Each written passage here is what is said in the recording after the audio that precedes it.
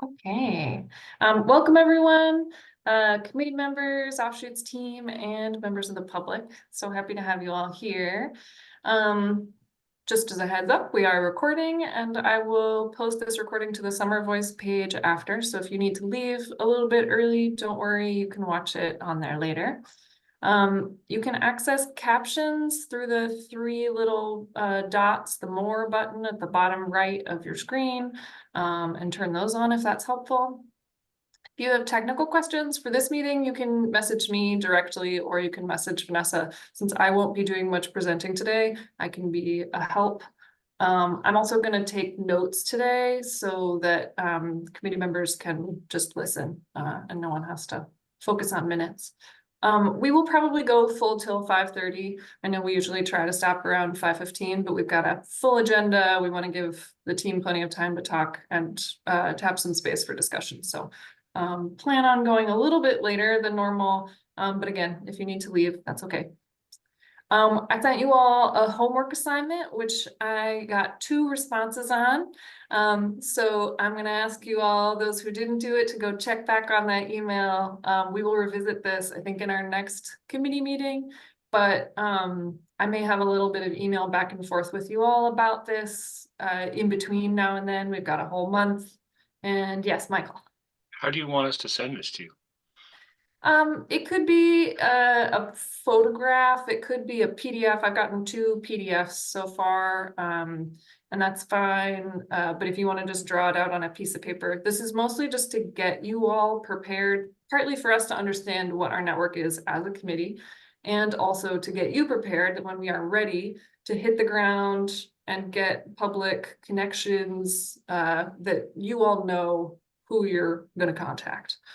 So if it's easier to just write it on a piece of paper, you can do that. 5 to 10 minutes for each of the 2 questions. Doesn't necessarily need to take you a long time. So do it and then we'll refine it as we go forward. Also for the public, so happy to have you here. If you have questions about pollinator plan stuff in general, will you hang on to those questions to the very end and we can have a couple of minutes at the end of the meeting. If you want to participate in some of the discussions, that's also fine. If you just know that if you're asking about pollinator plan stuff in general, just save that for later and you can ask me, the team, once we're sort of done with the bulk of the assigned topic discussions. And just to kick it off, to give you all a little refresher of where we're at. We are still in the analysis phase. So this is kind of the initial round of findings from the offshoots team. They're going to take it away. They'll tell you where they are, but we are not, at the design proposal phase or anything like that yet. We were still trying to get the data, analyze the data, figure out what we have, what gaps there are, and sort of see what we might need to be learning in the future, all that. So this is early, but the offshoots team has a lot of really interesting information to present, and I'm super excited to hear their presentation. So I will pass it off to you all, and if you all just want to do quick introductions before you begin your chat, go for it. Sounds great, thank you. Thanks. I will, I'm gonna share my screen here, and then I'll introduce everybody in a second. Let me just get this going. All right. Am I sharing the correct screen, Kate? Kate? Looks great. Okay, thank you. I've been having some issues with the screen sharing and my thing just vanished off to the side. So I'm going to trust you that it looks great, Nick. Okay, so I'm Shelby Chapman-Hale with Offshoots, and I'll introduce everybody else in just a second. I just want to let you know, just sort of reiterate what Allison said. So really quickly, we're just going to talk about our team and the schedule, let you know where we're at in the process, and then we're going to dive in and we're going to talk a bunch about the data that we've collected. We'll take a little break. We'll have a chance to chat, have discussion, and then we'll go in again to talking about our species approach, followed by a break, and then we'll wrap up with just sort of letting you know where we're headed, next steps after this meeting. So our team is made up of, and you all know this already, but with us here today from Offshoots is myself, Kate Kennan, Christian Umana, and Elizabeth Quintero. And we also have our wonderful entomologist, Nick Dorian, who's going to do the bulk of the presenting today about the great data. And then not with us today, we have Harry Harding, who's been working in the background with us on community engagement, and Stephanie Eby, our ecologist. So where we're at, you guys did a lot of really great thinking about this in the last year, and we are now running with it. So we've been working on site analysis, that task 1, data collection, in tandem with community engagement. So the community engagement is kind of a two-pronged approach. Some of the community engagement is going to be getting developed with the site analysis because they're going to sort of feed off of each other. So as we've done the data collection, we've found some gaps, so the community outreach can help us fill in those gaps. And then we're going to take all of this and it's going to really just sort of lead us into the plan development. So the research will lead us to what our plan recommendations are going to be this spring and into the summer when we'll do the second part of the community outreach, which is the plan promotion in coordination with you all. And so that little yellow line on there, that's the idea that we are going to be trying to touch base with you guys throughout the process, trying to really hit those sort of key task phases to just touch base, let you know what we're up to and have discussion. So I'm going to hand it over to Nick to just jump right into the data. Hi, everyone. It's a pleasure to be here today. And this has been just such a fun couple of months digging into the Somerville data. You know, I did my graduate work at Tufts, and although I was an avid observer of pollinators, I never got to sort of fully dig into the Somerville level data. And it's really cool what we've been able to find. I also just want to say before we start that today's talk was like less of sort of a narrative because we're still in progress, and more of just giving you an opportunity to sort of see the analyses that we've done and the scope of what's possible. So with that in mind, I want to encourage you all to think about sort of the things that you were hoping to see today and whether we met those expectations. And if we didn't, what sort of analyses we might be able to do going into the future.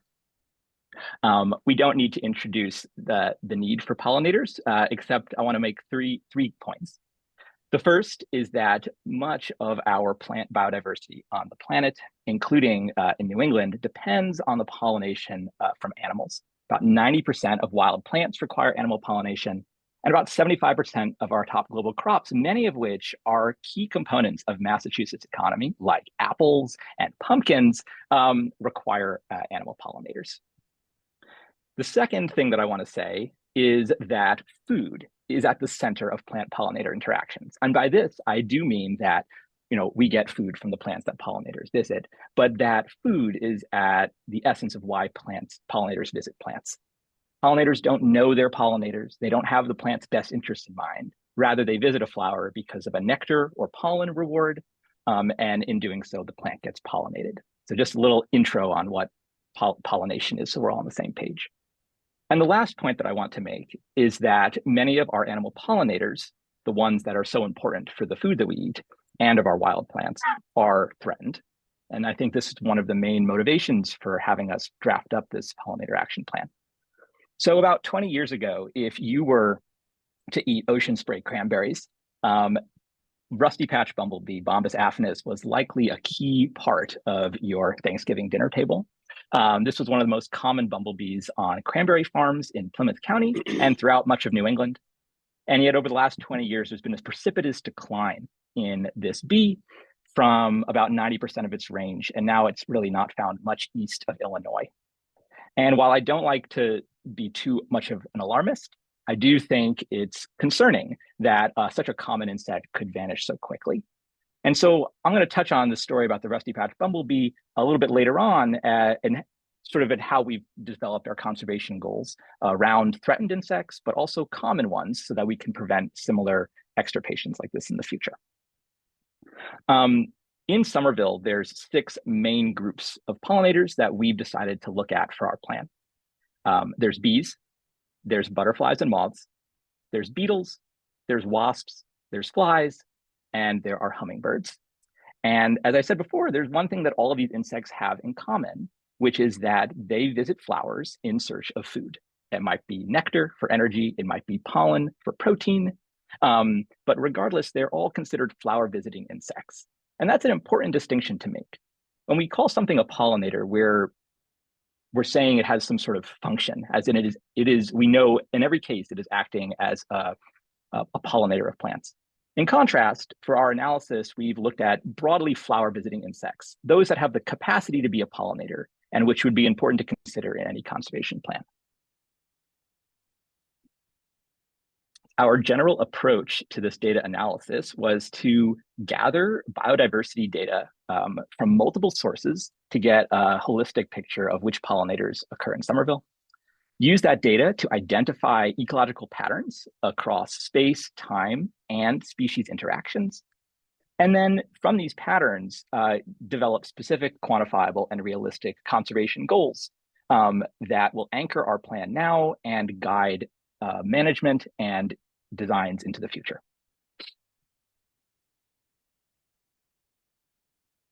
You guys equipped us with a tremendous wealth of data. So we integrated data from 4 different sources, some incredibly rich. So iNaturalist is a data repository that crowdsources observations from community members. Many of you in this room I've seen contribute data to iNaturalist, which is really exciting. And I want to highlight that over 13 years of pollinator observations in Somerville, nearly 270 different people contributed data. Like, talk about a community-led initiative. And so it was just really amazing to see all these different people coming together to inform some of our analyses. We also used eBird, which is a bird-specific repository to add in information about our hummingbirds. But as you'll see, only 8 records of hummingbirds in Somerville.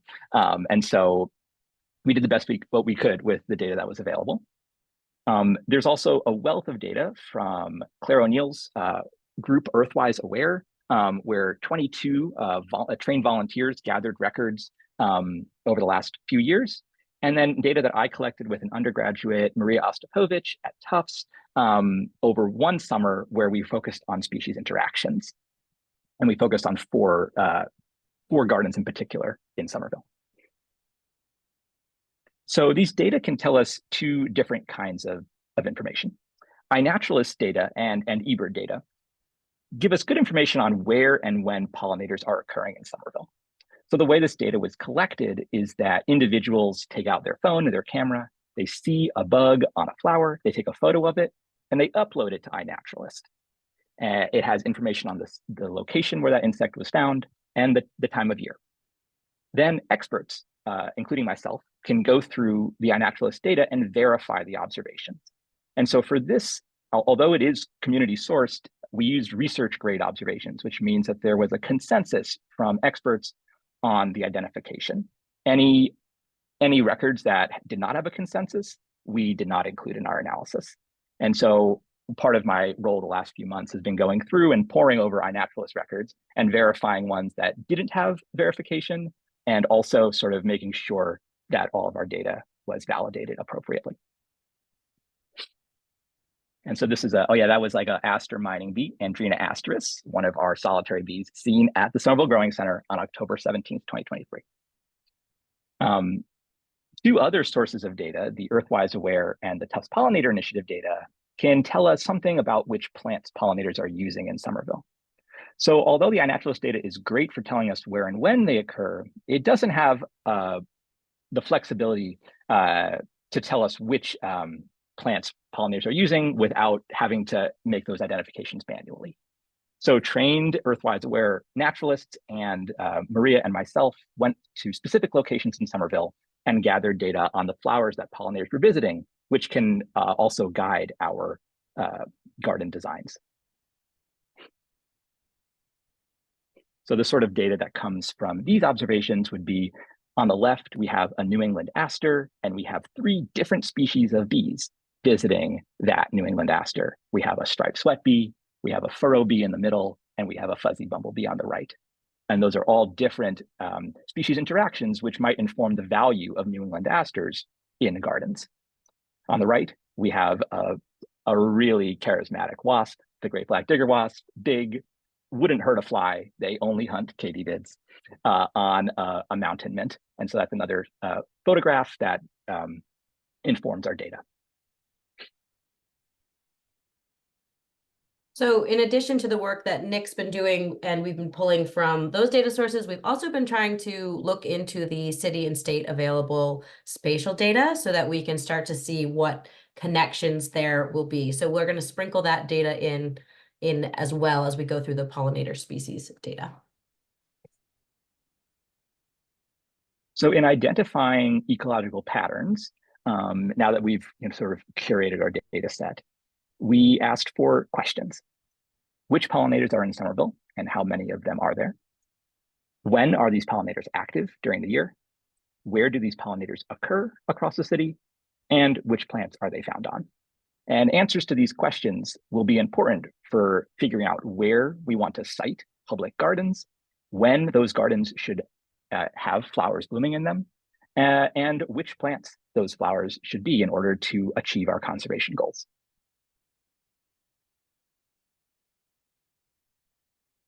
So just a smattering of the insects that we've come across in our data analysis, everything from bumblebees to day-flying moths to migratory monarchs, even like orange bees on yarrow and flies that look like wasps. If you didn't know that this is what the pollinators of Somerville looked like, it's just sort of a staggering array of diversity in our backyards.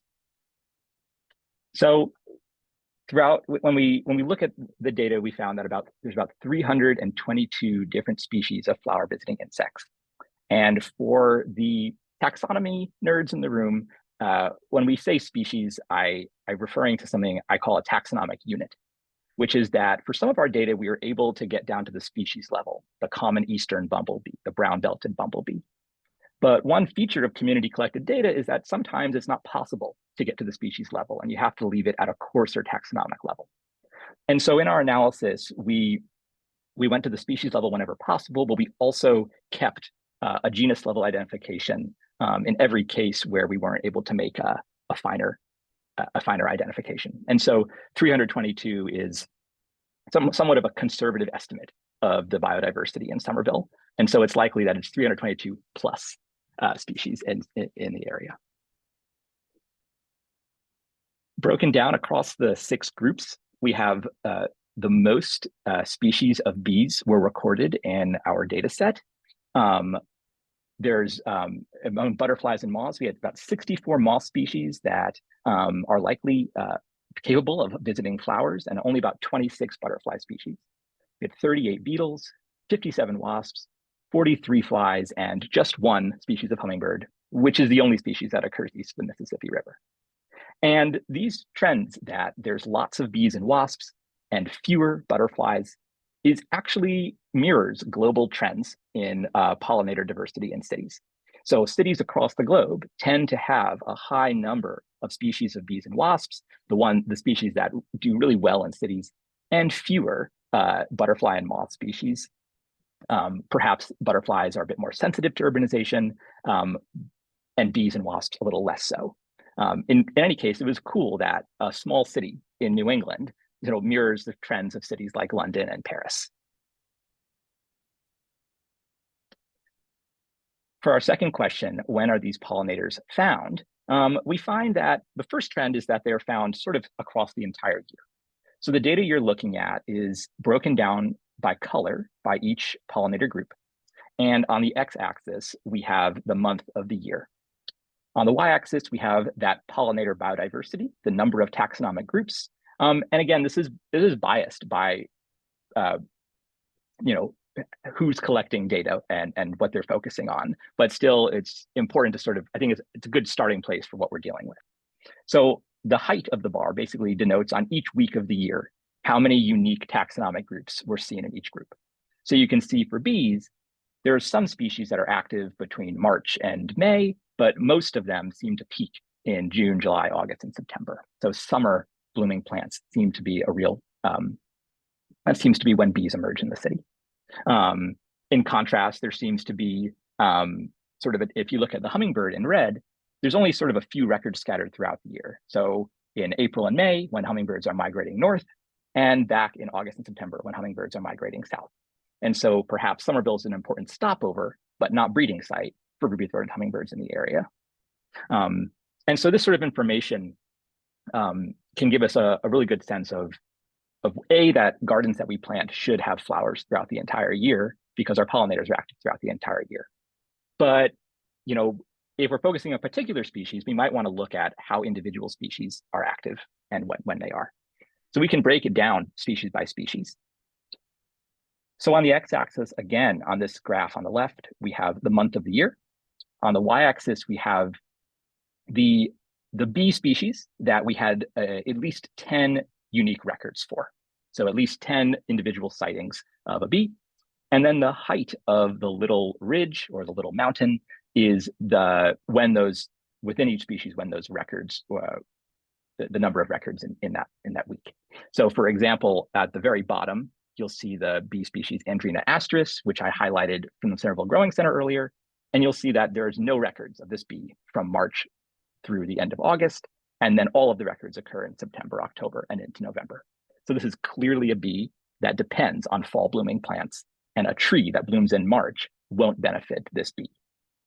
In contrast, if we go to the very top, you'll see Xylocopa virginica, second from the top.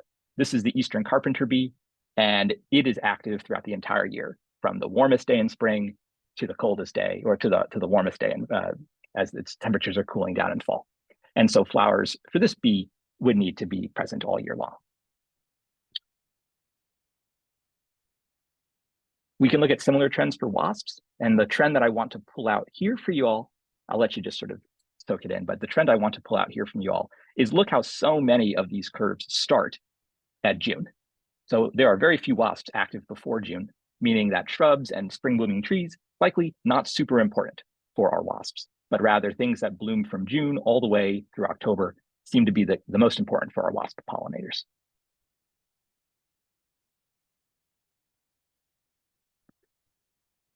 Butterflies are active in sort of two discrete periods. So we have species that seem to be active throughout the entire year, like the cabbage white butterfly on the top, and Vanessa cardui, which is the red admiral, you kind of see them throughout the entire year.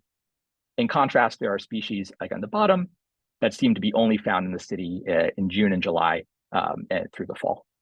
So again, depending on our goals, we can use this sort of species level data to guide when the gardens can be blooming.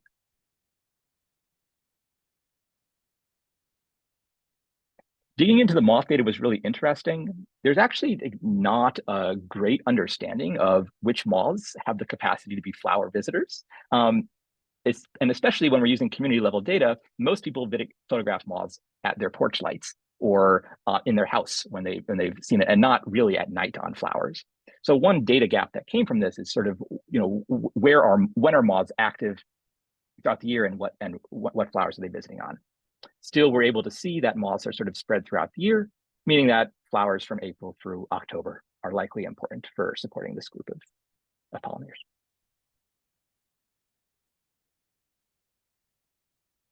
The message for all these groups is going to be very similar, that flowers throughout the year are important for supporting a diversity of species, and that we have species level data to guide our interventions.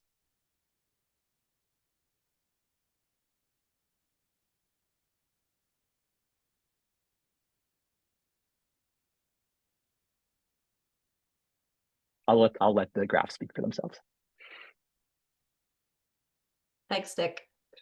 So then in the third question, excuse me, where do they occur? We wanted to get really Somerville specific. So you're going to see a series of data slides that involve the wards called out, so you can start to orient themselves. And so Nick will walk you through that data, and then we will look at how it overlays onto this existing city. Great. So what you're seeing here is all of the records for pollinators that we've had from Somerville. So it's broken down across the city, and the color of the point denotes a record from each of the 6 pollinator groups: bee, wasp, butterfly, fly, beetle, and hummingbird. And so you can see that there are certain parts of the city that have a real dense cluster of points, like here in Ward 3, Somerville Growing Center. Claire, you've done a phenomenal job documenting the biodiversity in this area. But there's also some parts of the city that have less sampling effort, such as in the Ward 1 and Ward 2 and Ward 4. And so it doesn't mean that pollinators don't occur there or that the number of species occurring there is less than in Ward 3. It's just that the sampling effort is lower. And so this is be a priority for future monitoring, or any of you this summer to go out and see which pollinators are living in these wards that we have less data for. And you can see if we break it down by pollinator group, sort of the patterns do seem to persist, that there seems to be a lot of effort in sampling on the west side of Somerville and less so on the east. And so one thing that came out of this, I'm really curious, which species do live in wards 1, 2, and 4? Are those wards important corridors for connecting sort of the river habitats with some of the gardens in Somerville? Or are they not hospitable for pollinators right now when we need to add gardens?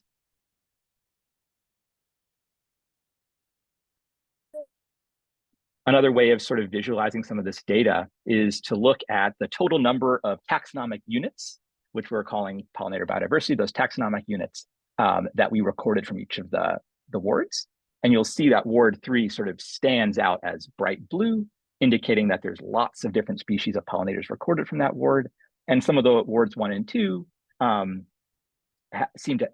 more gray or lighter blue, indicating fewer species of pollinators. Again, this doesn't mean that those wards don't have high numbers of pollinator species. It's that simply we don't have the data the sampling effort there.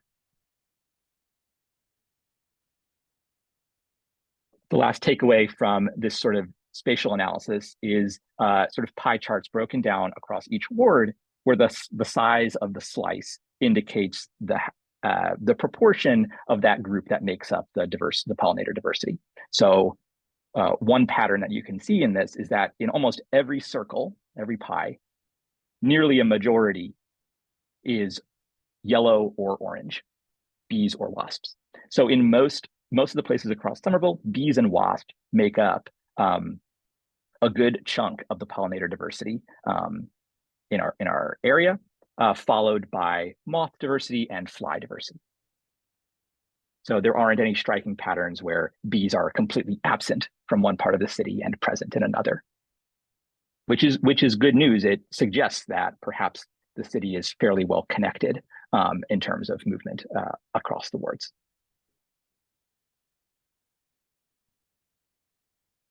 So we're also, as I mentioned, starting to look at the existing urban conditions. We know that Somerville is 4.22 square miles. We wanted to start looking at what is the makeup of that space and what is the context that we're working within here as we transition in the next phase to thinking about plan implementation. And as Allison said, we're not there yet. We're just sort of looking for trends.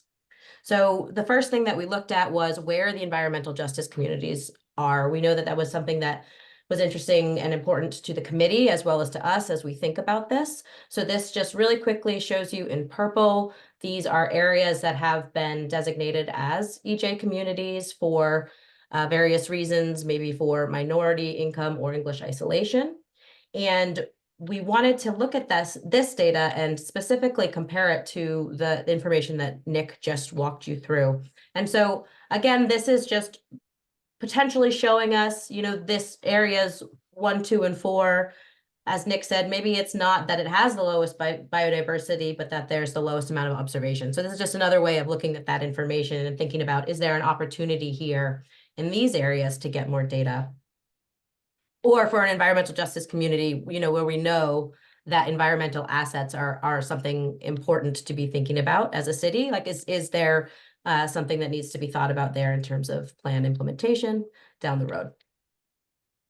So then the next thing we wanted to think about was permeable open space. So we know that now that the city of Somerville has 4.22 square miles, 3.34 square miles of that is impermeable. So those are buildings, roads, places where water can't get down into the soil. So we wanted to think about the open space in terms of permeable space. So you can see here, this is city and state-owned permeable space. So you can start to see some areas that you might know well: Foss Park, Community Path, Blessing of the Bay, starting to light up there. And then residential permeable open space. So lots of little tiny parcels. And when we think about this, this is not necessarily all places that are going to be or could be habitat, but these are mixed with places that are currently recreation, are currently yards, and have human uses as well. But just thinking about the open space. And then last is commercial and industrial permeable open space that's layered over those other areas, not fully separate from them. And then thinking about that open space and just bringing this on again, this looks a little bit crazy. It looks like a bowl of fruity pebbles or something right now, but the idea is to start looking at all this data and start seeing what connections there might be as we get into the next phase of the project. So you can probably see here some of your favorite open spaces start to get hidden by the colorful dots of the observed pollinators.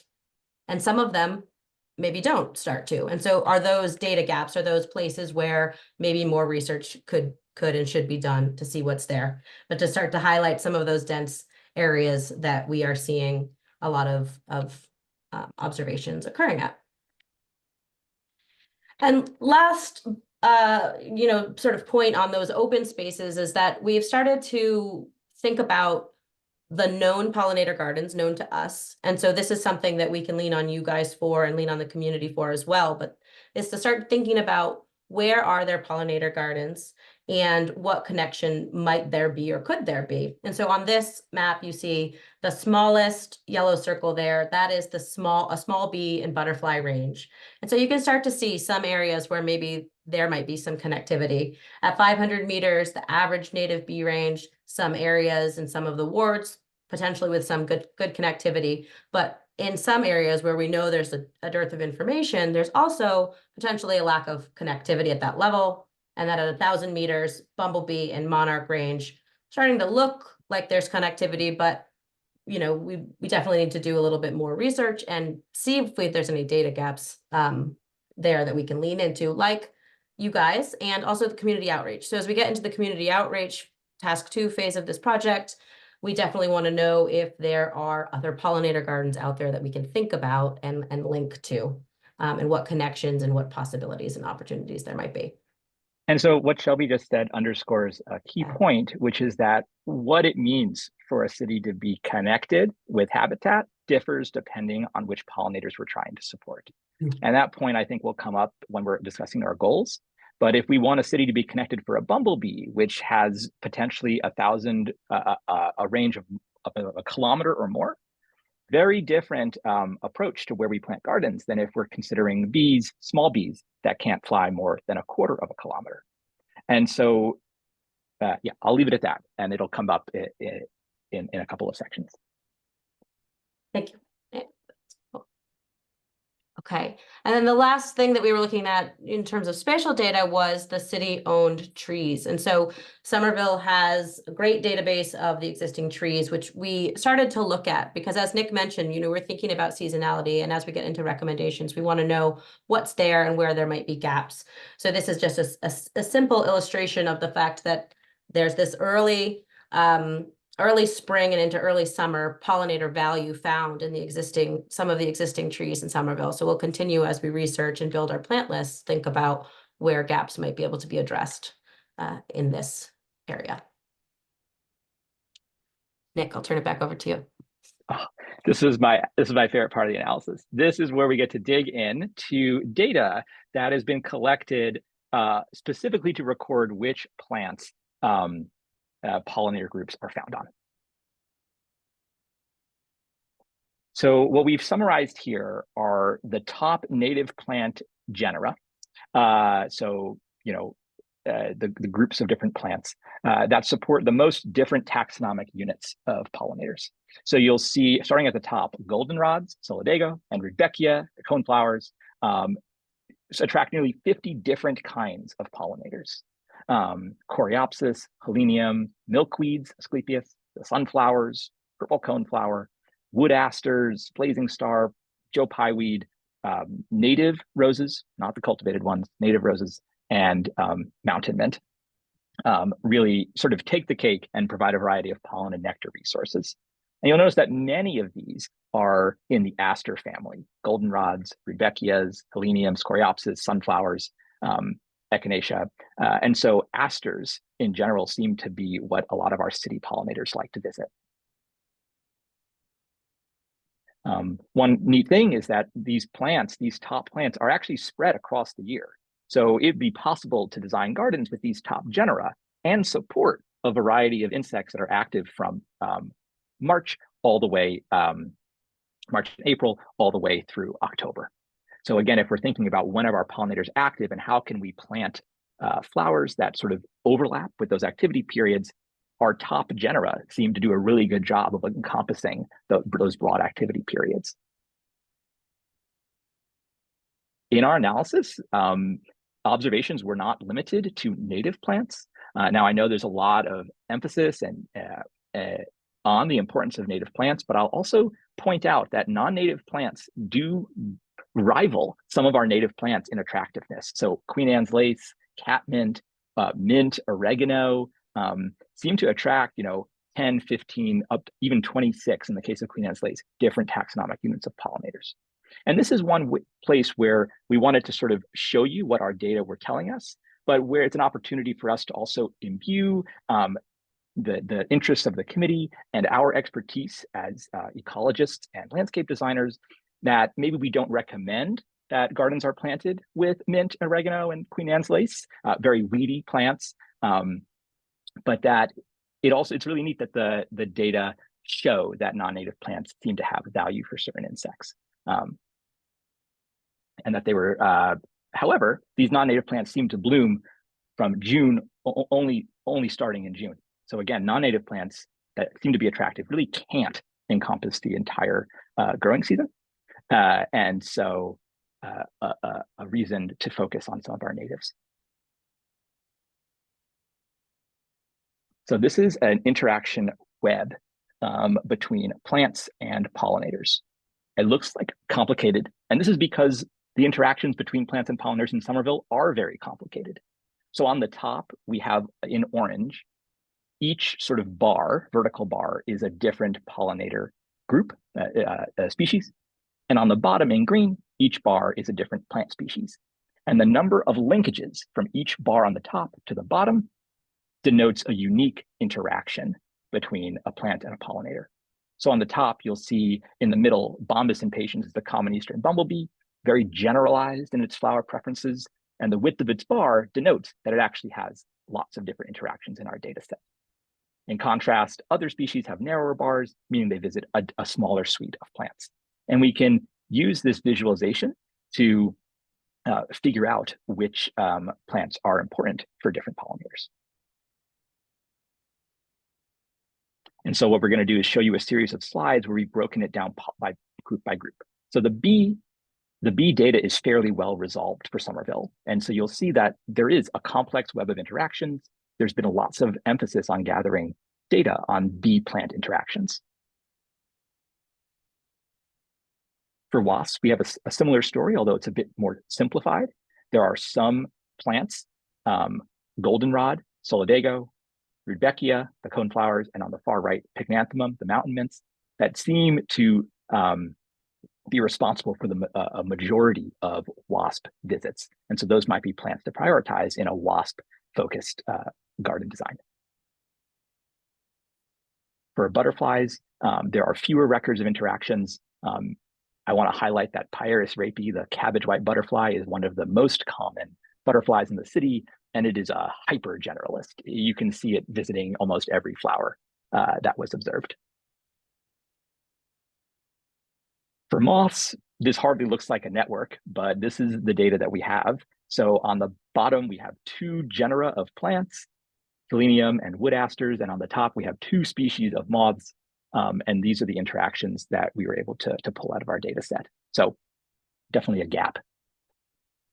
And similarly, there's sort of a gap for the beetle interactions as well. Okay, thank you, Nick. So at this point, we thought we would break. We're about halfway through our time here. So I think, Allison, maybe if we do a 10 minutes for discussion, if that works, and if it's a robust conversation, we can reassess, but let's start with that. That's great. Stop sharing. any burning thoughts or questions. And we Yes, have ma'am. quite a bit more to share, of course, as Shelby had mentioned before, but we thought that we'd leave a break to ask any questions on what you've seen so far or thoughts. Well, I have a question. I'll start. I have seen moths such as the squash moth, whose name I can't remember, in my garden in the last 2 years, and I've photographed it with my camera. I'm a photographer in my spare time, which I have a lot of since I'm retired. But I've never photographed it on iNaturalist, so there would be no data points. If I photograph it with my camera, how do I make it a data point? And I don't know if you've ever chased a squash moth, but they're extremely hard to photograph with a phone. So They are, yes, they are quite speedy. So the way to add it as a data point would be to first sign up for a free iNaturalist account. I have iNaturalist on my phone. Okay. And if you submitted it and it was verified, then that data point was brought into our data set. Okay, but how do I get it from my camera and Lightroom, where I process my photographs, into iNaturalist? So if you export the photograph from Lightroom, on iNaturalist, there's an opportunity to upload a photograph with your observation. So you go onto iNaturalist and you say, submit new observation. It asks you for a date, a location, and a guess on the species. And then before you submit, it says, please also upload a photograph so we can verify your observation. So I can put iNaturalist on my computers and not just on my phone? Yeah. iNaturalist.org. Okay. Renee, go ahead. I am curious, with all the observations, which the data was really awesome to see. So thank you for showing us that. I'm just curious, if in your experience, if there are pollinators and or plants that typically, I mean, it's hard to say typical anymore after hundreds of years of development, but that could be here, that maybe were here a few hundred years ago, that we potentially could bring back. I'm wondering if we're limiting ourselves by just trying to focus on the pollinators that are here right now, or if there are others that really would increase the health of the ecosystem if they were somehow, if we were giving them the plants that they need. Thanks for your question and comment, Renee. I think it's a really good one, and it's one that is going to be addressed when we talk about our conservation goals. Briefly, we're trying to, when we think about this, we're trying to strike a balance between what's achievable and what will encourage community participation, and what is going to have the greatest environmental impact. And so one thing that came out of our data is that there's lots of pollinators that are able to make a living in the city, and that the ones that are no longer present in Somerville may not be here because of flowers, but may also not be here because of other factors that we're not aware of.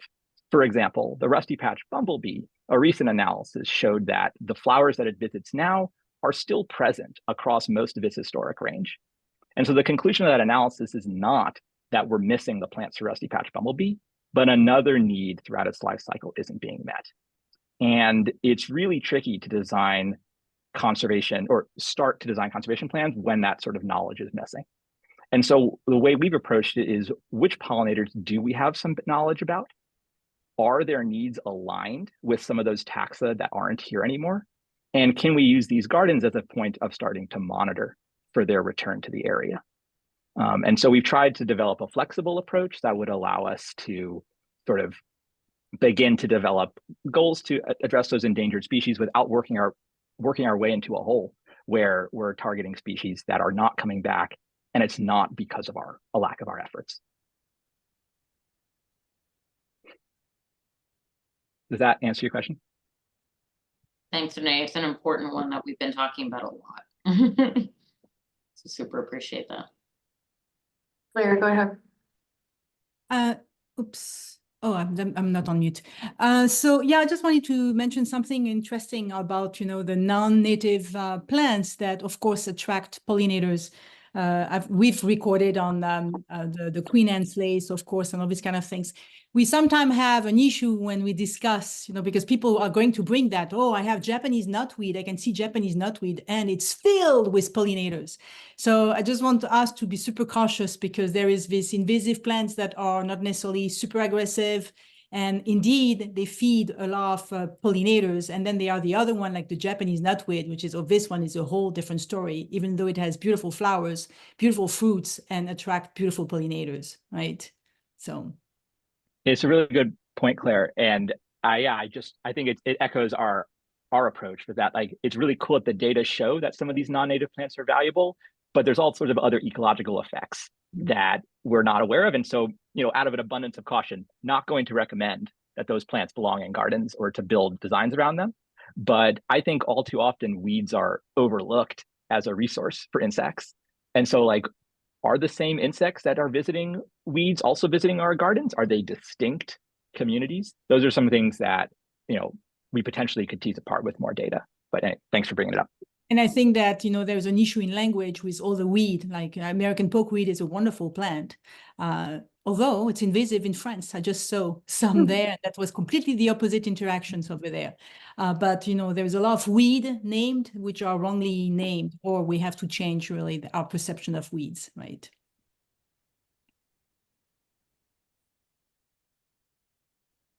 Sorry, go ahead. Yeah, I just wanted to sort of, first of all, thank you for that presentation. I can't wait to continue the ride.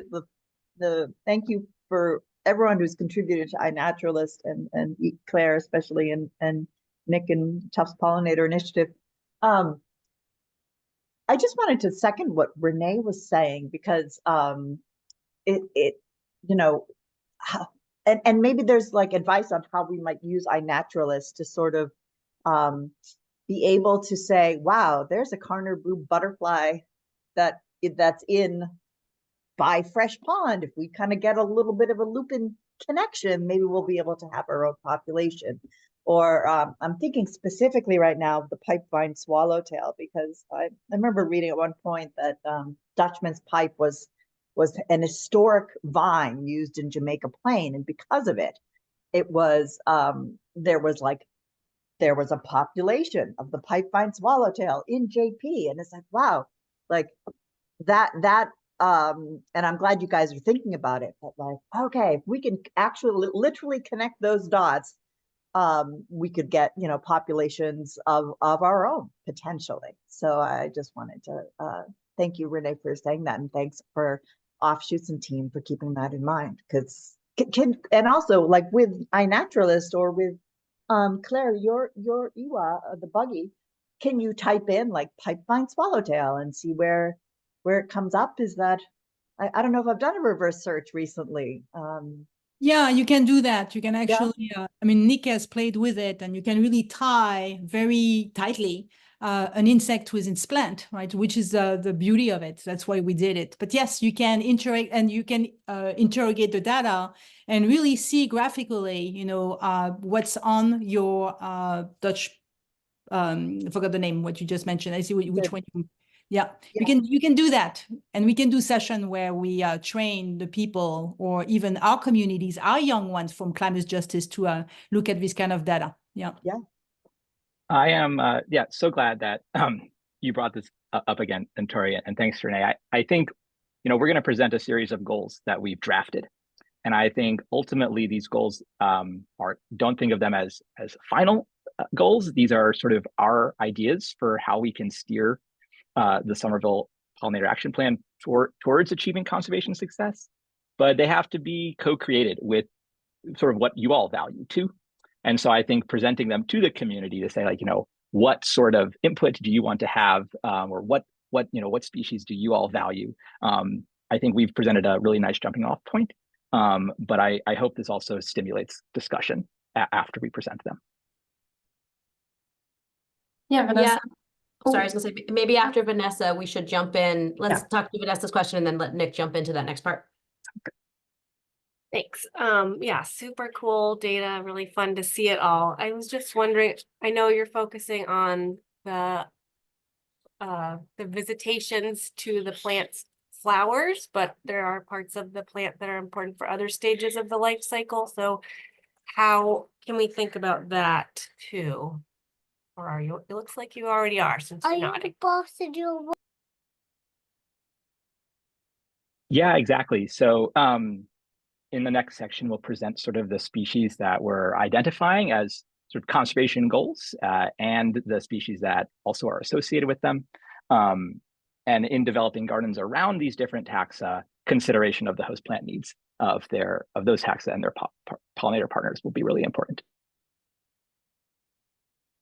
Okay, with that, I think I will share my screen, Nick, and then we only have just over a half hour left. So maybe we try to keep it to, it's going to be hard because this is the best part, but let's try to keep it to maybe 15 minutes if we can. We'll see how we do. Let me just get this going again here.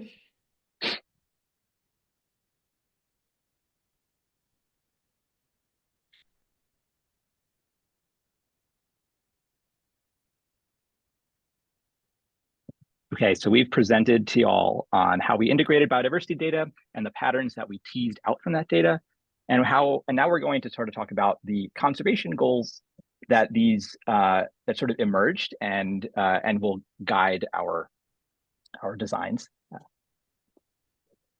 So we've proposed a flagship species approach to conservation goals. And I think many of you may be familiar with this through the concept of monarch butterfly gardens, where a garden for imperiled taxa like the monarch butterfly supports the monarch butterfly, but also has umbrella level effects to all the insects that monarchs live alongside and depend on the same plants. Now, the suite of insects that live alongside monarchs is limited and does not encompass nearly the ecological breadth that the 322 insects in Somerville encompass. So we've decided to expand this idea of a flagship to more than just the monarch. And we're shooting for 6 different kinds of flagship species, which are ecologically diverse. They have known biology, so we can root our garden design in their needs throughout the life cycle. And by presenting more than just a single garden, it allows community members to pick which ones they want. And in doing so, it creates sort of a quilt of garden types across Somerville, so that it's not just a homogeneous network of monarch gardens, but a heterogeneous landscape where there's food and shelter for diverse insects. In addition, we were motivated to take this approach for community members, right? Having sort of charismatic mascots makes it easier to garner support for insects, with something that's not always present in among people. But importantly, it also allows us to measure success. And I think this is where a lot of past pollinator plans fall short, is they have very visionary goals about restoring threatened taxa, but they don't make it, or they don't outline the plans necessary to evaluate success, or necessarily even make it possible to. For example, there's many tiny bees and insects in our group of 322 that are not necessarily visually identifiable from a photograph or by the naked eye. And so it'd be really hard for someone installing a garden to know whether their garden is working or not. And so in designing these goals, we've also tried to make them possible so that somebody that plants a garden knows that they're making a difference. And if a goal of this project is to know whether in 5 or 10 years, Somerville has become a better place for pollinators, choosing goals now that are measurable is the only way to do that.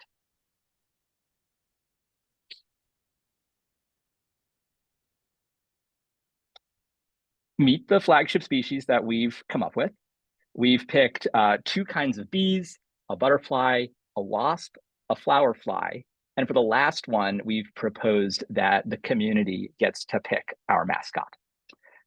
So in picking each of these, we've tried to design goals that are specific, focused on a particular taxa, that has ecological needs that also are represented by other insects in the city.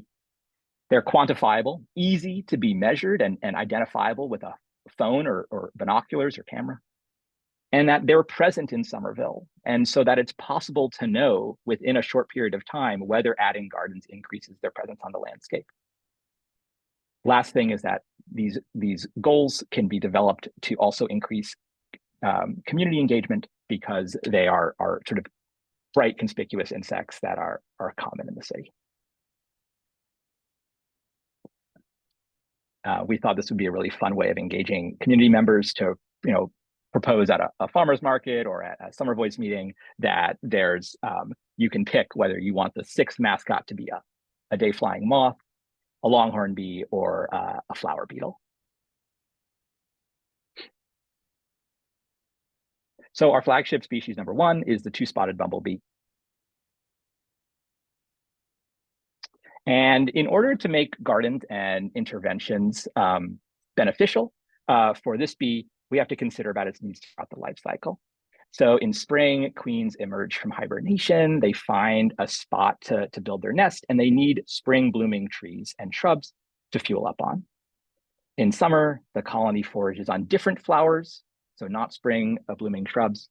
And by the middle of summer, this species sort of fades away, and queens hibernate until the next year. So in designing gardens for this pollinator, it emphasizes the need to include woody vegetation for forage, as well as sort of leaves and bunch grasses for nesting. And so we can use our data to guide the selection of plants for gardens. Again, these are just sort of what our data are. We can pull out from the data, so that trees like plums and cherries are important for spring feeding queens. Natives like foxglove beertongue and monarda are important for summer foragers and St. John's wort. And really by the end of July, the species is no longer found in Somerville because its life cycle is finished for the year. So in planting gardens for Bombus bimaculatus, we also go a long way of supporting other spring active species. These are the pollinator partners of Bombus bimaculatus, 2 of which are known to be declining in Massachusetts, the hawthorn mining bee and the golden northern bumblebee. So these are at-risk species that gardens for Bombus bimaculatus support. And so this is what we're trying to get at. We wanted goals for anybody to be able to know whether their garden works, but for those gardens to have knockoff effects on regional pollinators that may be not so common in Somerville and therefore hard to monitor, but still would benefit from an intervention focused on Bombus bimaculatus. And so we've picked, so these 2 bees were not well represented in our data. There were fewer than 10 records for each of these bees in our data set. And so we thought it was really hard to couch a conservation goal in a species that was so poorly resolved with data. If in the future we gather more data for each of these bees, we can refine our conservation goals to target the golden northern bumblebee or the hawthorn mining bee. But again, we're trying to take a data-driven approach in developing these goals.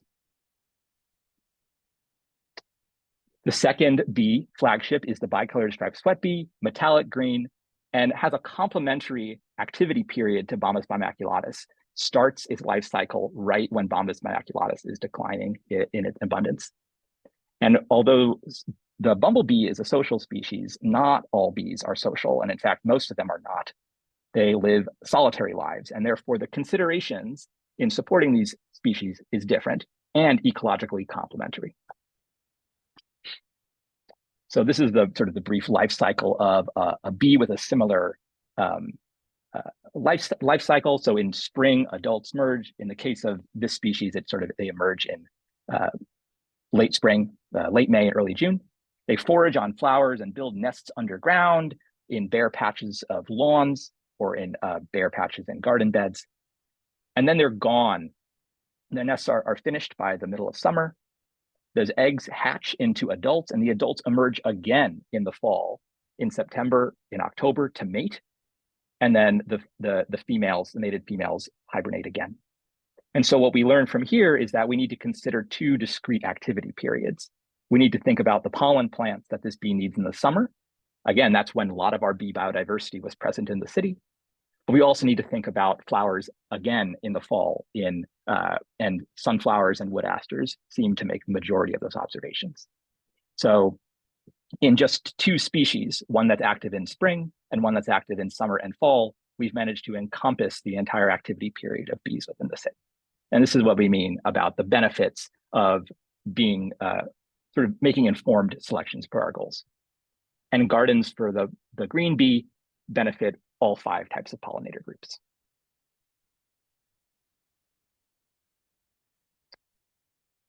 Our third flagship is the monarch butterfly, again, which has a different ecology than our bees. The monarch butterfly arrives in Massachusetts after several generations on its migration from Mexico into the United States. So it starts in Mexico in winter. Right now, the adults are getting ready to migrate to Texas. There's a generation in Texas that the offspring of that generation moves up into Tennessee. The generation in Tennessee moves up into New Jersey, and then the generation from New Jersey moves up into Massachusetts. So there's been 3 to 4 generations by the time the first monarchs arrive in the first week of July in Massachusetts. And so the butterflies that arrive then are breeders, and they depend on common milkweed to lay their eggs on, as well as nectar plants such as Joe Pyeweed to fuel their flights. As those breeders are finishing their generation, migrants from Canada and Nova Scotia and Maine are starting to head south into Somerville, and Somerville then becomes an important stopover site for these migrating butterflies. And monarch butterflies are not the only migrating insects, although they're the best known. And so American ladies engage in long distance movements in the fall. Marsh flies engage in long distance movements from nearby wooded areas. And then a bumblebee, a carpenter bee, and a beetle depend on the milkweed host plant. So again, pollinator partners benefit from gardens designed for monarchs because of the sort of the broad width that a garden needs to support. It needs to be flowering in order to support a monarch butterfly. So, oh yeah, so just to sort of hit on Vanessa's point earlier, is that, you know, since the American lady is also a pollinator partner of a monarch, it develops on a different plant. It does not develop on milkweed. And so a garden designed for a monarch that has these knockoff effects of these other pollinator partners would also include the host plant for the American lady in order to ensure that the garden is fully meeting the needs of the monarch and its partners. The great black digger wasp. People might push back against having a wasp as a mascot, but I think they're cute, and I think they also go a long way to sort of dispelling that wasps are mean or aggressive. These wasps are the gentlest giants in the insect land. Their life cycle is similar to a ground nesting bee. They emerge from their ground nests in June. The adults nectar and gather nectar from flowers. And so our gardens will have to contain important nectar sources. But unlike bees that eat pollen, wasps gather and hunt katydids as their source of protein. And so they'll collect katydids from grass as well as trees and bury them underground for their babies. And so this is a really interesting example because not only do we need nectar plants for the wasp, but we need vital vegetation for katydids in order for the wasps to have prey. And if you're following me, it becomes this sort of impossible web of interactions where you're like, in order to support a wasp, there needs to be a tree last year for the katydid to have been laid on. And it's sort of this fun problem of what can our gardens look like in order to make sure we're meeting the needs of our insects. And at the end of the day, it means that our gardens have lots of woody vegetation, they're complex in their structure, and that there's a variety of native plants throughout the life cycle to meet the needs of the prey as well as the predator. I want to point out that in our data, mountain mints and goldenrods were key sources of food for wasps. However, sweet pepper bush was not in our data set. And so shrubs and trees didn't get as commonly sampled as our herbaceous perennials. And so we've also been bringing in expert opinion and other resources to complement our garden designs to make sure that we're not missing out on key resources that are also like fit in backyard gardens. A wasp has wasp partners. So we have the digger wasp and the stink bug wasp, which are common on mountain mints and will likely benefit from gardens for these species, but also butterflies like gray hairstreak, which has alternative host plants that could be planted alongside mountain mint in order to provide both nectar and host plant resources. There are beetles and bees that also benefit from wasp gardens. I hope you're seeing that, like, as we expand, like we've now encompassed nearly 25 species of insects with our gardens. And so I think as we continue to build out, like the impact gets greater and greater. The last flagship that we'll go over is our fly. We have to make sure we represent flies here, which are the unsung heroes of the pollinator world. These flies have a life stage that involves developing in leaf litter and puddles in the shade, and then nectaring on pollen or visiting flowers for pollen and nectar in the fall. So Somerville Bike Path, a great spot to find this pollinator. There's plenty of shady leafy areas off to the side, and then the bike path gardens, both the community garden and the native garden, provide important floral resources for these pollinators. I think the flower fly is a great example of why asters are so important. So this is a pollinator that has specialized needs, and it depends on sunflowers, rudbeckias, goldenrods, and wood asters. And all of these plants are either important nectar sources or also important host plants. So for example, the pearl crescent butterfly in the top right eats aster leaves as a caterpillar. And so gardens for the hoverfly will also benefit populations of the pearl crescent. And the aster mining bee, which is another sort of regionally at-risk bee, seems to be doing quite well in Somerville. And so gardens to support late season asters will also benefit locally populations of this bee. The last thing I'll say is just to get ahead if there are some concerns about sort of focusing on common species. We highlighted that the need to focus on common species is so that we can monitor whether our actions are having an impact, but also because trends on specific pollinator species are actually pretty poorly resolved in the literature. There's broad trends for a couple of species across the country, but there aren't any fine scale trends in Somerville. And so that's one gap that our data wasn't able to tell. Things like iNaturalist tell us where and when pollinators occur, but because they're not systematically conducted, they don't tell us how populations have changed over time. So one outcome or one recommendation from you guys might be thinking about what sort of monitoring scheme can we develop so that we can get this information in the future. Thanks, Nick. And so we're as I mentioned, oh yeah. Oh, sorry. No, go ahead. Do you want to? No, that's it. I think I mentioned all these. And I think we talked about the gaps as we've gone through. We're going to finish the little 2 minutes, 5 minutes left of the presentation so we can save a bunch of time for the chat at the end instead of breaking it up. So we've talked about a few of these gaps. These are things that we're going to keep looking into, keep discussing, and talking to expert interviewees about. And so I just wanted to ping this out there. Allison will share this, but we have our first, and I apologize that you're not getting this news sooner, but we have our first expert interview this Thursday at 1 p.m. with Avalon Owens. And so I'll share that link with Allison. And then as they are getting scheduled, we will share that information with you. It's a lot of people, a lot of moving parts, but we will share those with you. And so we've got a really, really good broad group of people that are going to help just have nice conversations with us about this project and their work and help us sort of fill in any gaps that we've discovered. We're really excited to learn from all of those folks. And then we're just really excited in moving forward that, of course, I mean, increasing biodiversity is such an important piece, and we can do so much of getting these umbrella effects, not just for the flagship species, but all of the other things that we're supporting.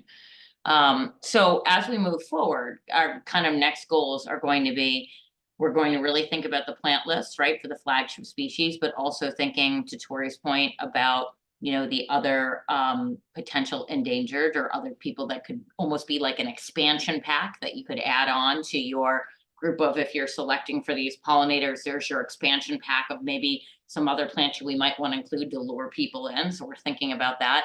So we're going to develop very detailed plant lists based on the research. We're then going to be thinking about spatial, how we lay those plants out and how they could be placed in different sorts of gardens.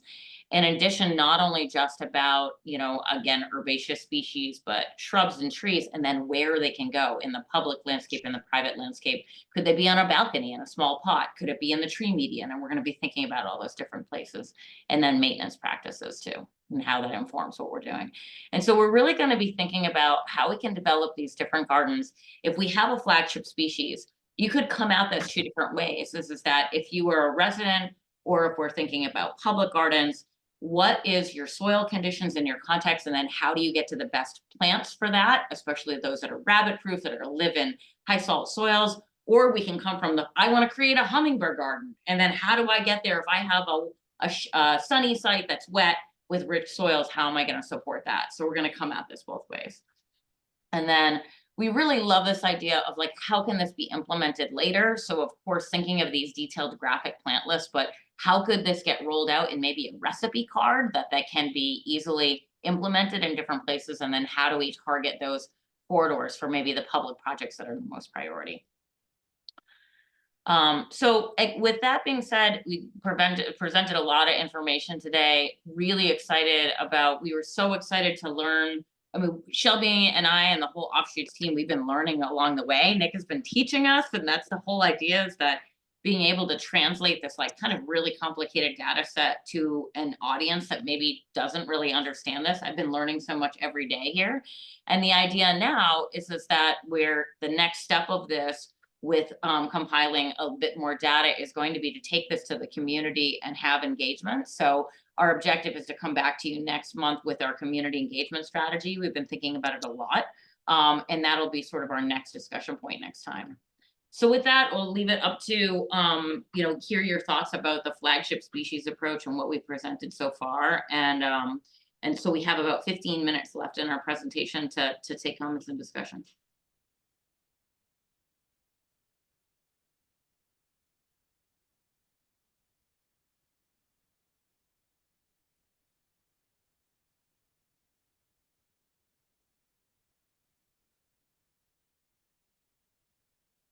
Hopefully you are all as excited as we are. I'm hoping. I'm hoping that's why we're not getting a lot of comments. I don't know if I'm as excited, but when I think about it, I like the idea of the flagship species just because for people to remember all of this stuff, it's easier if you make it simpler. Right. So, and also, Michael, you know what, when Nick presented this idea, I have that digger wasp in my yard because I have swamp milkweed. And I was telling Nick how I planted the swamp milkweed, and all of a sudden I have I have a kind of a big floral garden, and all of a sudden I had all these pollinators I had never had before. And he was saying how it's incredible how you can plant this one plant and you can have this huge attraction. So Nick has also just been thinking about, how do you get people excited about this by the flagship that you pick? And it is so easily identifiable. I was like, wow, that crazy blue thing that my kids are super scared of. But to learn that it's a bee that's actually, a wasp that's actually quite docile, right? So. Go ahead, Claire. Yeah, I'm just thinking data here. Because looking at the data set, and I'm used to this data set, of course, because I'm one of the documenters there in Somerville. But I realized that when we compare to our other sites, the flowers of, often we see result, on the flowers like the goldenrod, the many asters, etc. This is also because this is what we have in Somerville, right? Right. But in other areas such as Horn Pond or Fresh Pond or in the Fells, we have other plants as well. And my question is, I hope that we're not forgetting that there are other plants than the plants in Somerville, and that we might want to bring, other plants so that somehow flagship species can reach out further, right, you see, and bring more pollinators, not just focusing on the plant of Somerville currently. Does it make sense what I say? Absolutely. Yes, absolutely. Yep. And that's what we're thinking about and diving into next, Claire. We just wanted to get out to you all. Here's the facts of what's in Somerville and what we've observed to date. And that will definitely factor in as we move forward. Yeah, because it would be important to compare with other location, right? And that there's a ton of lists for the plants that you're supposed to plant for pollinators in New England. Good. And what I understand I guess the thing that bothers me about using these lists only is that there isn't any validation about the local attraction of these particular plants for pollinators. Yeah. And so as our first step, right, we wanted to know which plants are most attractive to insects in Somerville. We can't forget about those plants because that's what the insects are already visiting. But if there are other plants that are regionally attractive, we can add them into our landscapes, of course. But basing our entire landscape around a rare plant that favors sandy habitats, Somerville is not a sandy habitat. And so I think a garden only in that way would be forgetting about the insects that live here. But adding those into gardens might go a long way of providing those habitats, right? So the point is sort of an approach that's very flexible. It allows us to attract and support pollinators that are here currently, while also building the capacity, because of our goal setting framework, right? We have the capacity to expand and develop and modify our gardens in the future. Say in 5 years, all of a sudden, as a result of some of these plans, the golden northern bumblebee becomes much more common. We can add in an expansion pack or a revision that talks about how we can target this species specifically. And the last thing I want to say is that I think there's a lot of messaging around, if you plant it, they will come. And I think for some species, that philosophy is correct. That the species that love living in the city, if you plant their favorite plants, they will come. And for other species that have very fine habitat requirements or require a meadow that is more than an acre in size, these are habitat requirements that are difficult to meet at the scale of a garden. And these are also species for whom it's difficult to design interventions or to base our entire approach around them. And so we've tried to be really careful about making sure that our conservation goals are realistic and achievable at first, but also ambitious. And so we can see if we're having an impact. I think it'd be very frustrating to set a whole conservation plan around species that may not come back to Somerville, not in spite of our efforts, right? So we can plant these gardens, we can give them their favorite flowers, but there's something else about the city that doesn't support them. No, I agree, Nick. And it's- just to finish on that is, I think that there is a concept of diversity as well in the garden that we have, as well as a slightly larger spaces that we have in Somerville along the Mystic River, for example. Right. We have bigger space where we can experiment as well, right, to see what works and maybe have, great monitoring schemes where we understand that if we give choice to pollinators, then we can measure what they are going to, rather than forcing them to go to some of the plants that we have. So it will be interesting.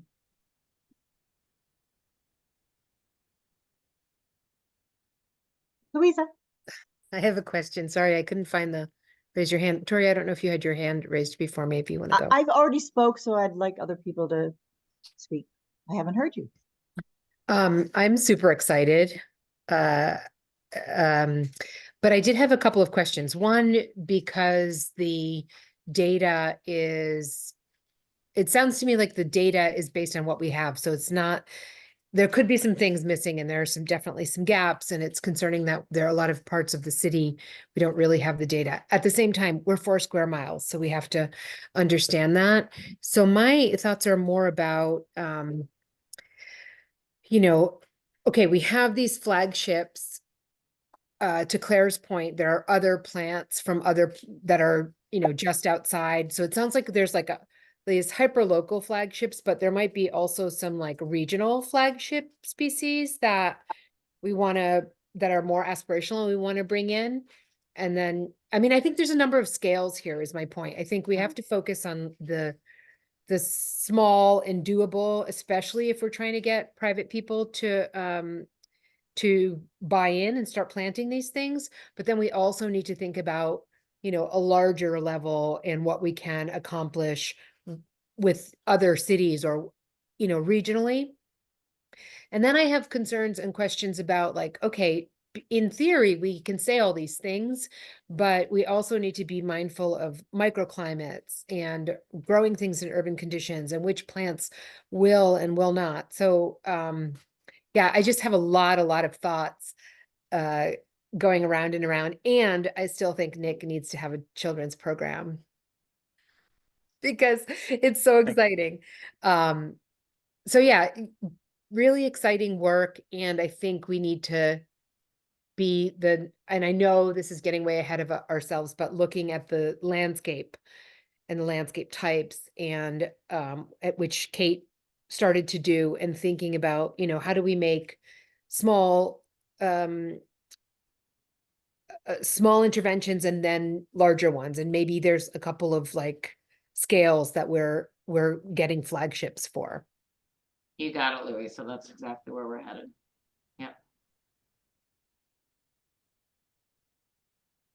I'm curious about how we'll work around having everybody pick, oh, I'm going to save the monarch and just do the monarch flagship garden. And I don't know if it's something where city property can be a bit more ecologically diverse and trying to hit the other, a wider base. Certainly education can help about it. It's not just about, one flagship species, but it does feel a little concerning that people are just going to go for the cutest of the cute, and we will be left with obviously not a monoculture, but a way too narrow a focus. Right. So the plans that we're constructing are not just limited to what folks on residential property can plant. The designs, one thing we try to emphasize is that these gardens, a garden for a monarch has a lot of umbrella effects, right? So a garden for a monarch has to have flowers when the monarch arrives, as well as all the way into the fall. And so the benefits, I think, extend beyond the flagship species, and the flagship species approach is designed to garner public support as well as make it easy to monitor the effects. I think also the designs that we come up with can be planted certainly on public land, and perhaps, the wasp gardens should be prioritized if you don't think people are going to pick those. But that's sort of where the community engagement comes in, right? Feedback on the goals that we've selected, the attitudes towards different kinds of gardens. Yeah,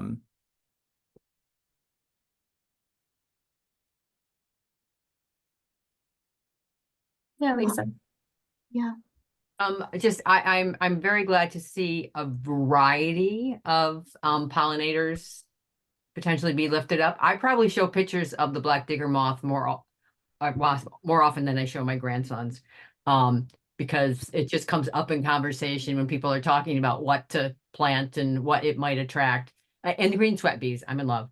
So thank you for those. But I particularly liked the second page where you had the pollinator part with the partners, because to me that really feels like the expansion potential. It's like you get people focused, but then so it felt like that was sort of building in that here and because there was a mix among those of butterflies and bees and wasps and beetles and whatnot. So I really appreciated that element of it's not just this, but that charismatic, bugs for people to get involved in. Yeah, we're going to have to sort of not sell, but share the passion somehow. So it's kind of about what can we get passionate and excited about and multiply that.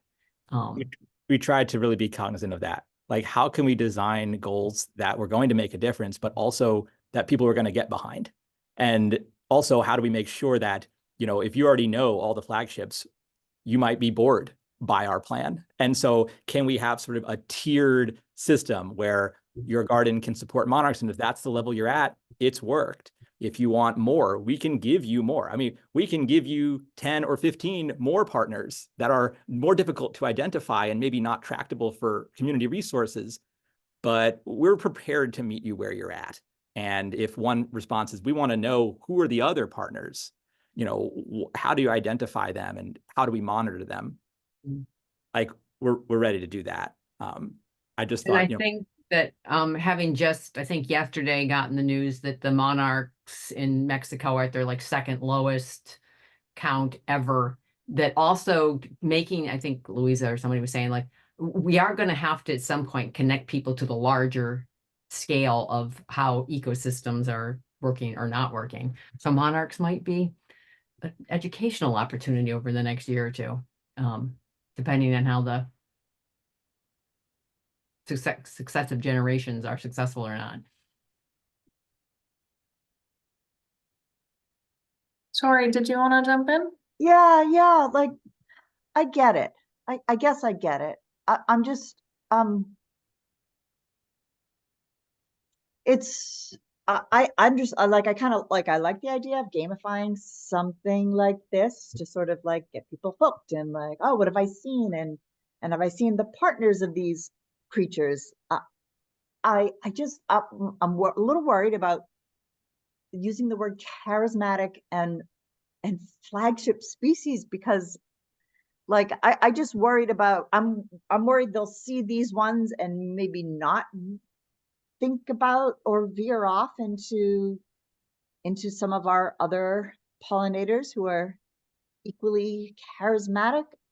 I'm just, and I don't know what the answer is. So I'm like, we know that the monarch gets kind of top billing, yet we haven't necessarily all switched over to having monarch gardens, which, you know, it's not just about the milkweed, it's about the different pollinator, it's about its, you know, species, plants it needs to feed on.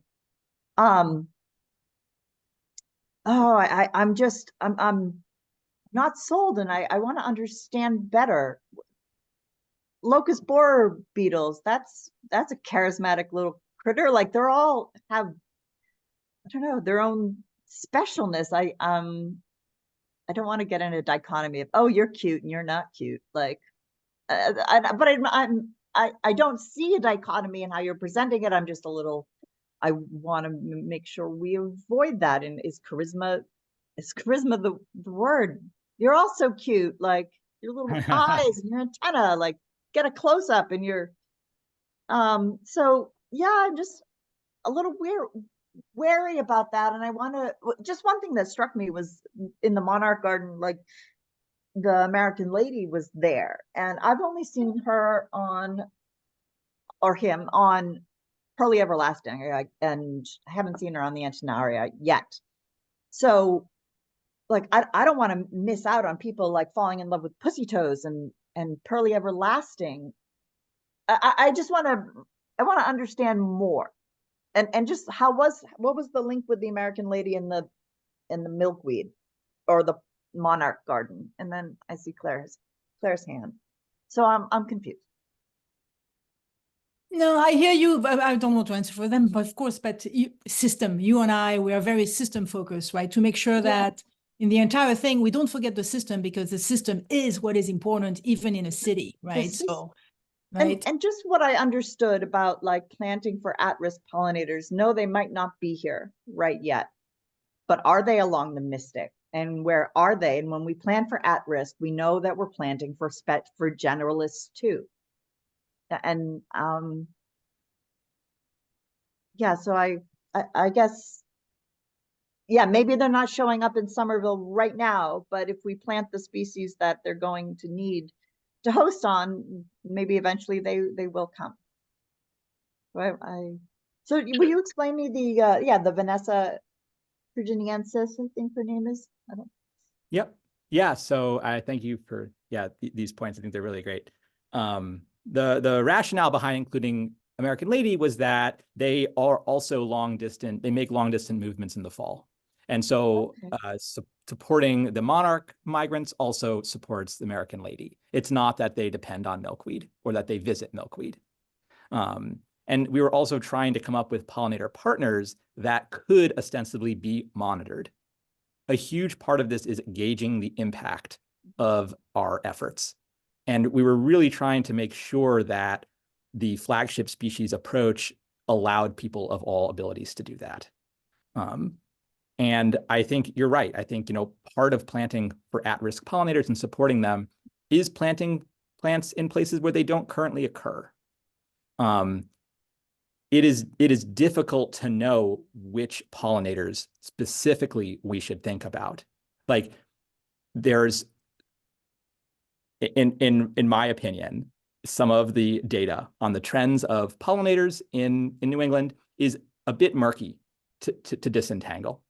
Some of their approaches rely on historical collections, and it's unclear whether changes in abundance are due to how insects have been sampled or actual changes in abundance. And so I see on these lists, I see the backyard squash bee as a list of an at-risk bee. And I think, well, this is a bee that benefits from backyards more than any other bee. How could it possibly be on the same list as the rusty patch bumblebee? And so in navigating these trends, we're sort of faced with people not collecting consistent long-term data on pollinators.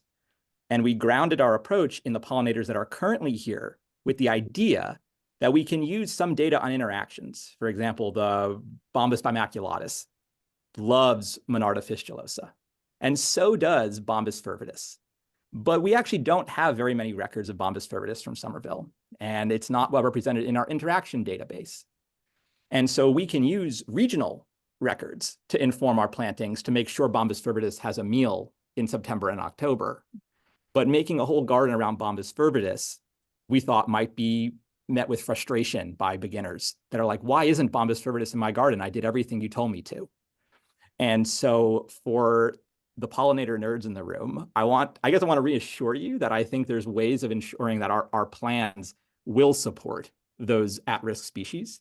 And what we can do is we can come up with sort of insects that may likely arrive in Somerville. You know, they're found in Concord, they're found on the South Shore, they're found on the North Shore.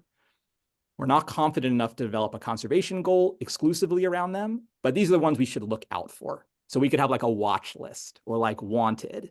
And this might be another way of engaging community members in searching for these pollinators without, you know, everyone getting frustrated that it's not working if it takes 3 or 4 years.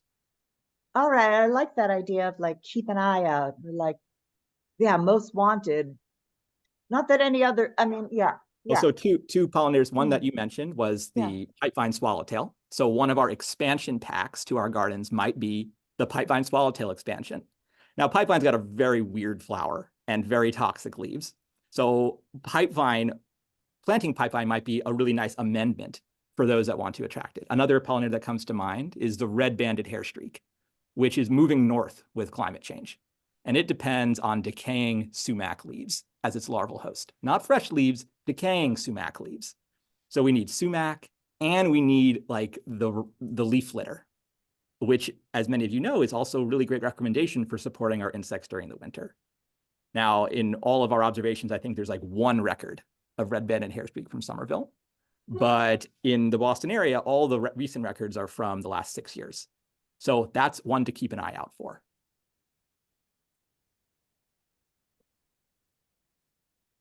Just want to check, Lisa, is your hand raised just from before? Did you have another just from before? Okay, perfect. I also hear your attention to language, Tori, which I think is very helpful also to point out that might be something in how we talk about this project either internally and then externally, that I think, you know, lots of concerns have been raised out there in the world and here about, you know, like focusing on charismatic creatures like the panda, for example, you know, as like a way to orient conservation goals. And I think this team is trying to strike a balance between how we get the beginner involved who hasn't been interested and is scared of bees, and also you know, how we engage you all in sort of like participating in this as more pros in this game. So but I think that the language that we're using is something we can really hone together, that we can, like, you know, define over time how we present this to the public, particularly something that could be something we talk about at the next meeting as well. When we're thinking about community engagement and how we're presenting these ideas to the public, in that I appreciate your point that, you know, we don't want to not care about the other ones, but giving people a sort of way to dig their teeth into this if they've never done it before, I think is how these guys are thinking about it. So this is something we can continue to refine as we go forward. But I'm glad you all are raising these points. Claire, I see your hand. I just want to mention one thing that we observe. So when we keep talking about the beginner, we never take anybody as a beginner at EWA. So as soon as they got in, right away, we start talking about systems. And we empower them by talking at the level of system, because I mean, I'm not saying that in a bad way, but we think they're intelligent, and actually that, you know, complexity is part of our life. That's what we are. We should embrace complexity. And so we start with this message, and it's remarkable to see how quickly people then suddenly become interested to not just that monarch, to not just that bee, and start to see and understand the difference, you know, between all of them, and want to see them more and more of them. So I just want to encourage us to think that way, which is by making the mistake to always talk about the beginner they are less than we think because they move super rapidly to not necessarily an expert, but a super enthusiast person, right, or group, right? So, and that's where we can hit them with the ecosystem, with the system part there. So I just want to encourage us to think that way. That's great. Thanks for sharing.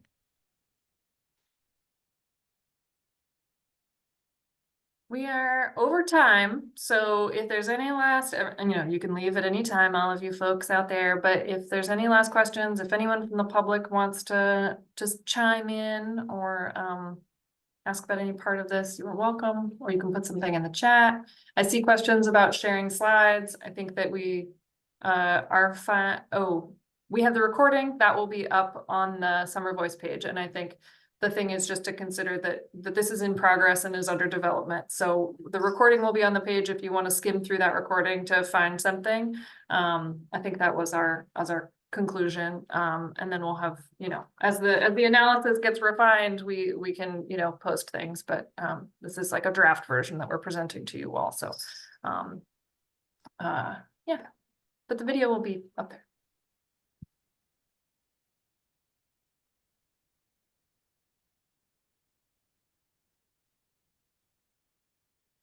I just have a couple of thoughts. Just regarding the the experts. I'd like for the SPAP for us to review that again before finalizing it. And I didn't see Uli on there. So I don't know if you could share with us who made it on the list. And I can share my screen and show you who we were talking to. I think I did communicate that there was some debate about Uli, but there was an interest in a horticultural expert. So there wasn't a clear yes on that one. So that might be why Uli isn't on the list. Yeah, but absolutely. And there was some discussion about, whether people that we were speaking to were pollinator experts, plant experts, and where the overlap was and what sort of the balance that we needed to look for was. And so we are speaking to Cass Urban Mead in particular, who has that sort of shrubs and woody plants expertise. And so we didn't have Uli on the list. Let me just share again here that we were speaking to. And these are not, we've started reaching out to a few of these folks to start setting these up.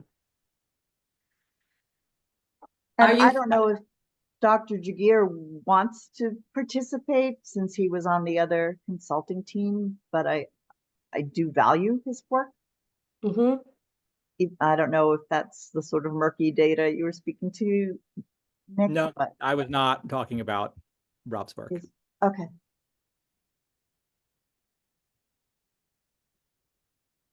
And so, we do have that one sort of open spot. We were trying to say, what's sort of the breadth of work that we want to make sure we're talking to all these folks in. And so I think as we go through, we were sort of leaving that open to say, who do we still feel like we need to talk to? Mm-hmm. And as we get, the plant list is sort of in the next step. And so we value his work as well. And so I think if, if it seems like he's the guy to talk to for that, we're open to it. Allison, you're muted. I'm going to coordinate with these guys to get you all a little more of like a game plan for how to participate in these expert lists. They're setting updates now. So we have a little bit of like an outstanding task for like coordinating around that. I'll email you all with more. I can email you the final list and all of that. This, I related what we discussed. We had some different opinions in the meeting, but for the most part, I feel like there were lots of points of alignment. So I'm hoping that this list reflects that and some probably availability issues, but we'll touch base about that and can send you more details about it soon. And this recording will be online. So if you want to review anything more, if you have questions, you can always get in touch with me. Allison, one question about the experts. Will those be recorded or somehow transcribed? Because I think one real big value of this plan is how transparent we are and that we have these meetings recorded, because it really will help, regionally or in other urban environments for people to understand our rationale, who we consulted with, the questions that we asked. So, I mean, they may not want to be recorded, but I think at the very least we should transcribe the questions that we ask and what they say. Yeah, so we were going to leave it up to each person. We're going to sort of propose that to them and let them decide, but certainly we'll take meeting notes and can share that. Absolutely. Yep. I would love it if they would all say yes to it, but Yeah. that's, Agreed. it is a little And bit. they might. optimistic. So far, the people we've spoken to have been very excited about getting to participate and be a part of this process. So Yeah. And I think we can make an argument with them too about like, our committee might not be able to attend. We want them to be able to listen into this. So, yeah.